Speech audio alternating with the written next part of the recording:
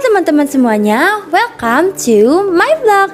Perkenalkan, nama aku Nimade Meiska Ducayani atau biasa dipanggil Meiska. Aku dari kelas 11 IPA 1. Nah teman-teman, di vlog kali ini aku bakal ngajak kalian semuanya jalan-jalan untuk berkunjung ke salah satu bimbingan belajar yang lumayan populer di daerah tempat tinggal aku, yaitu di Batu Bulan ya teman-teman. Jadi bimbingan belajarnya ini adalah bimbingan belajar Ananta Widya. Nah, tanpa berlama-lama lagi, kayaknya kita langsung aja kali ya OTW ke bimbingan belajar ini yang berada di Gang Kasuari, Jalan Batuyang. Yuk, langsung aja check it out.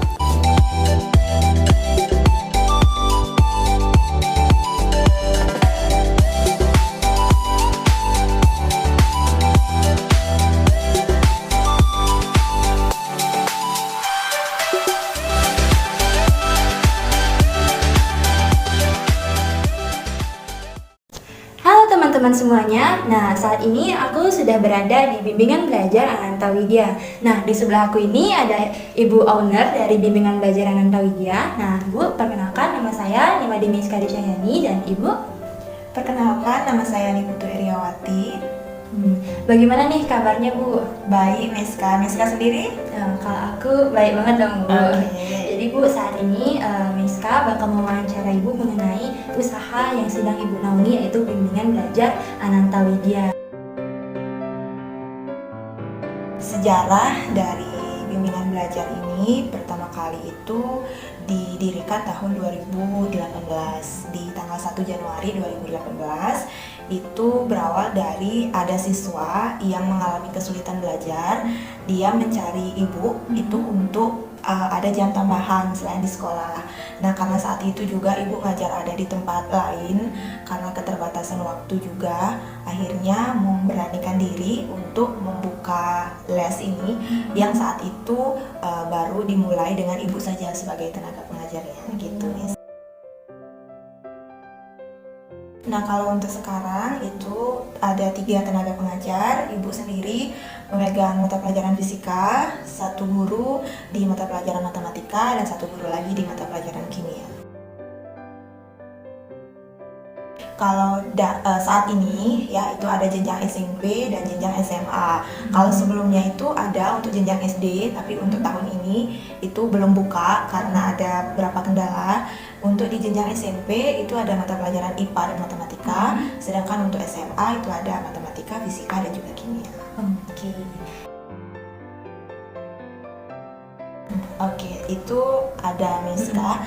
Jadi untuk siswa yang memang dia memiliki benturan jadwal, sulit menyesuaikan jadwal dengan temannya, itu bisa mengambil program private, one student one teacher. Ya, jadi di kelas itu dikhususkan ada 1 siswa dan 1 guru saja. Sedangkan kalau untuk yang berkelompok itu ada 5 sampai 7 siswa.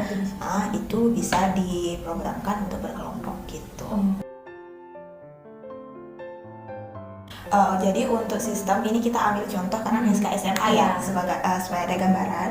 Jadi 1 kelompok itu di tingkat SMA dia bisa mengambil 3 mata pelajaran, matematika, fisika, dan juga kimia. Lalu di setiap minggu itu di 1 mata pelajaran dia les 1 kali. Jadi dalam 1 minggu itu siswa les 3 kali, dalam 1 bulan dia berarti les 12 kali. Ya. Untuk jadwalnya itu ditentukan dulu pertama dari ibu dan juga guru-guru yang lain yang mengajar. Setelah itu disesuaikan sama jadwal siswa. Kalau memang bisa lanjut dijalankan, kalau memang ada benturan disesuaikan kembali. Oke, untuk saat ini itu lokasinya ada 2. Yang pertama itu di rumah ibu yang di Banjarbudairang, Di Banjarbudairang, Batu Bulan Tangin, ya. Lalu untuk tahun ini itu baru membuka di Gang Kasuari di Jalan Batuyang. Jadi total ada 3 ruangan. 3 ruangan dan 2 cabang berarti ya. Kalau kenapa memilih rumah, itu yang pertama pasti karena baru memulai usaha, untuk meminimalkan biaya. Selain itu juga tempatnya lumayan strategis, jadi siswa untuk datang ke tempat les itu tidak terlalu susah gitu. Berarti karena di rumah dan juga tempatnya lumayan strategis ya. Oke, salah satunya betul seperti yang Miska sampaikan, itu ingin memperluas lagi jangkauan, terutama untuk siswa-siswa yang dari daerah Denpasar. Selain itu juga untuk tahun ini ada peningkatan jumlah siswa, jadi di satu tempat itu sudah tidak memungkinkan lagi untuk di sana saja. Jadi ditambahkan tempat baru agar jadwalnya juga bisa lebih nyaman siswa dalam belajarnya. Oke, untuk fasilitas itu yang Ibu utamakan ya Miska dibandingkan dengan bimbingan belajar lain itu mungkin adanya jumlah maksimal siswa dalam satu kelas. Kalau untuk siswa konvensional dengan jumlah yang puluhan itu mungkin guru akan mengalami kesulitan dalam mendeteksi kesulitan belajar siswa. Tapi di sini dengan jumlah maksimal 7 orang itu diharapkan guru maksimal ya dalam memberikan treatment ya menjelaskan materi. Nah, untuk fasilitas yang tersedia di sini itu ruangan yang cukup nyaman. Ibu rasa di sini ada papan tulisnya juga, ada meja kursinya ini meja set ya, jadi lebih nyaman. Kemudian juga ada kipas angin, yang di belakang. Lalu ada juga kalau untuk siswa yang mau cuci tangan atau apa itu disediakan di sini Miska. Kalau misalnya siswa yang les di sini itu parkirnya ada khusus, jadi siswa tidak usah khawatir parkir di pinggir jalan, nanti takutnya kan mengganggu pengguna yang lain. Untuk saat ini semuanya masih Ibu handle sendiri ya, mulai dari penyusunan jadwal, penyesuaian dengan siswa juga, komunikasi dengan guru, konfirmasi jadwal terutama. Tapi saat ini juga Ibu dibantu tetap juga ada bantuan keluarga ya, misalnya ada yang membantu untuk menyiapkan tempat kalau Ibu sedang masih bekerja itu tetap dibantu. Oke, untuk pertanyaan yang pertama ya Miska tentang pengaturan jadwal itu Ibu masih tetap menggunakan sistem trial and error ya. Dari perjalanan 2018 sampai 2022 ini tentu ada sistem yang pernah Ibu gunakan tapi ternyata tidak worth it, jadi itu diganti gitu. Hingga akhirnya sekarang sudah menemukan sistem Ibu menggunakan Google Sheet ya untuk update jadwal. Jadi siswa maupun guru bisa langsung melihat jadwal di sana. Kalau misalnya ada perubahan bisa langsung di Google Sheet itu gitu. Jadi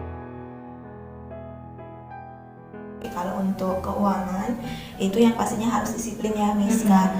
Disiplin dalam membagi perhitungan-perhitungan. Ada yang dialokasikan untuk fasilitas ya, ada yang dialokasikan untuk perawatan tempat dan juga untuk honor guru pastinya. Jadi intinya di sana adalah disiplin. Jadi nominal itu memang dikhususkan untuk posnya masing-masing. Gitu. Kalau untuk modal awal tempat itu pertama memang disiapkan oleh orang tua ya. Itu Ibu sendiri bersyukur karena orang tua juga support kegiatan positif yang anaknya lakukan. Jadi untuk modal awal itu kurang lebih ada 10 Miska, itu di luar bangunan. Modal itu digunakan untuk membeli beberapa fasilitas, terutama untuk papan ya, untuk set kursi, karena set kursi ini juga harganya tidak murah ya, tapi untuk kenyamanan dan untuk jangka panjang juga. Jadi memberanikan diri untuk sendiri waktu itu modalnya segitu. Oke, kalau untuk pendapatan tiap bulan itu pastinya ada beberapa potongan ya, terutama untuk potongan penyusutan kualitas barang, fasilitas yang digunakan. Kalau tiap bulan itu tidak fix, berbeda-beda. Jadi ada penurunan, kadang-kadang kenaikan. Tapi kalau dirata-ratakan itu keuntungan bersihnya itu bisa mencapai 1 sampai 2 juta. Untuk pandemi itu tentu saja berdampak Miska secara langsung, terutama di awal 2020 di bulan Maret April itu les benar-benar off ya, karena ada ketakutan juga terutama dari Ibu ya, supaya tidak ada penyebaran ya, orang tua siswa juga supaya merasa safe gitu, tidak ada kekhawatirannya ya. Iya betul. Tapi setelah itu 1 semester itu masih vakum, jadi sama sekali tidak ada proses pembelajaran di bimbel. Kemudian memulai lagi, nah itu turun drastis Miska jumlah siswanya. Lalu kemudian tapi tetap dengan konsisten dijalani hingga akhirnya 2021 2022 itu jumlahnya melonjak tinggi sih Miska. Nah, untuk promosi itu merupakan salah satu hal yang penting ya dalam suatu usaha. Saat ini sih promosi yang sudah Ibu lakukan itu paling banyak itu via Instagram. Mungkin juga nanti yang berminat itu bisa lihat di akun Instagram bimbelawi_bali. Sejauh ini sebagian besar siswa itu nge-research itu dari Instagram. Ya, ada juga kemarin sempat kerjasama dengan SMA Negeri 1 Sukawati untuk sponsorship di kegiatan Passion 3 itu ya. Betul. Tapi selain itu nggak ada yang lain Miska, promosinya cuma itu dan paling dari siswa ke siswa itu aja. Oke, pertanyaannya bagus ya Miska. Jadi untuk bimbel itu pasti jumlahnya ada banyak sekali ya, karena pangsa pasarnya itu juga tidak ada habisnya untuk siswa. Cara Ibu untuk tetap mempertahankan kualitas itu yang pertama adalah konsisten ya, tetap lakukan kegiatan walaupun hasilnya sedikit, hasilnya besar, tetap dilakukan. Yang kedua dengan meningkatkan kualitas dari guru ya, tepat waktu ya, kesesuaian guru mengajar dengan pelajaran di sekolah ya, dari pedagoginya, dari profesionalnya. Kalau siswa sudah suka, nyaman belajar, pasti dia akan terus dan bisa juga menularkan ke teman-temannya gitu. Dan selain itu juga Ibu percaya kalau sudah rezeki kita pasti tidak akan tertukar ya, seberapa banyak pun ada bimbel, kalau kita bisa meningkatkan kualitas, kita bisa konsisten dan bisa bersaing dengan sehat, itu pasti bisa memberikan nilai plus untuk kita ya Bu ya. Wow, keren banget nggak sih buat Ibu Eryani sebagai owner dari bimbingan belajar Ananta Widya, dimulai dari ingin membantu ya siswa yang ingin waktu tambahan, dan sekarang memotivasi hingga sekarang bisa membangun bimbingan belajar yang bermanfaat untuk banyak orang ya teman-teman semuanya. Nah teman-teman, tadi kalian sudah lihat kan kalau kita sudah bertemu secara langsung dengan owner dari bimbingan belajar Ananta Widya, yaitu Ibu Eria, untuk mewawancarai secara langsung juga tentang usaha yang sedang ia jalankan. Jadi sekian dari vlog aku kali ini. Aku mohon maaf jika ada salah kata-kata. Terima kasih sudah menonton dan bye-bye.